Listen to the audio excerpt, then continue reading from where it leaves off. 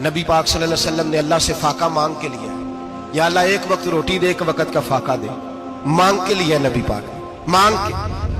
حضرت ابو ہریرہ فرماتے ہیں مجھے بھوک لگی، میں حضرت عمر کے پاس گیا، ان سے مسئلہ پوچھا۔ ان کا رواج تھا جب میں مسئلہ پوچھتا تو پہلے روٹی کھلاتے۔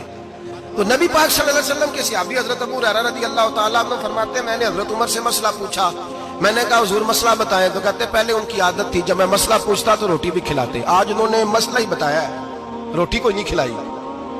تو مجھے کہنے لگے ابو ہریرہ تو سوچتا ہوگا روٹی نہیں اس نے پوچھی، تو نے کب سے کھانا نہیں کھایا؟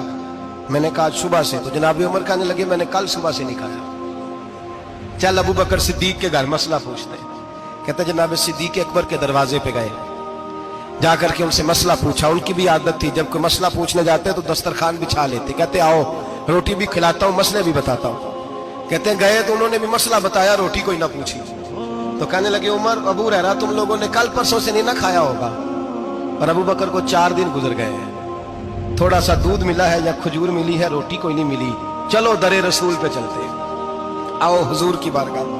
کہتے ہیں نبی پاک کی بارگاہ میں آئے، حضور نے چہرے دیکھے، کریم سے مسئلہ نہیں پوچھنا پڑا۔ میرے مصطفیٰ کریم نے فرمایا بھوک لگی ہوئی ہے تم تینوں کو؟ 3-4 دن ہو گئے؟ اللہ کے رسول نے فرمایا مجھے پورا ہفتہ ہو گیا ہے۔ سبب کچھ اور ہے جس کو تو خود سمجھتا ہے، زوال بندہ مومن کا بے زری سے نہیں۔ فرمایا حضور نے 3 دن بیت گئے، چلو۔ میرا بے تکلف صحابی ابو الحسن انصاری، وہ بڑے نصیب والے ہوتے ہیں جن کو میرے نبی پاک خود کہتے تھے کہ تیری فلانی ذمہ داری ہے۔ اس زمانے کا تو کسی کو کہہ دیا جائے تیری ذمہ داری ہے تو کہتا ہے یہ تو پھٹیکے ڈالنے لگ گیا، یہاں سے تو چھٹی کر جانی چاہیے۔ خوش ہوتے تھے صحابہ کہ ہماری ذمہ داری لگی۔ کہتے ہیں حضرت ابو الحسن انصاری کے گھر گئے، نبی پاک نے فرمایا بھوک بڑی لگی ہے کھانا لا۔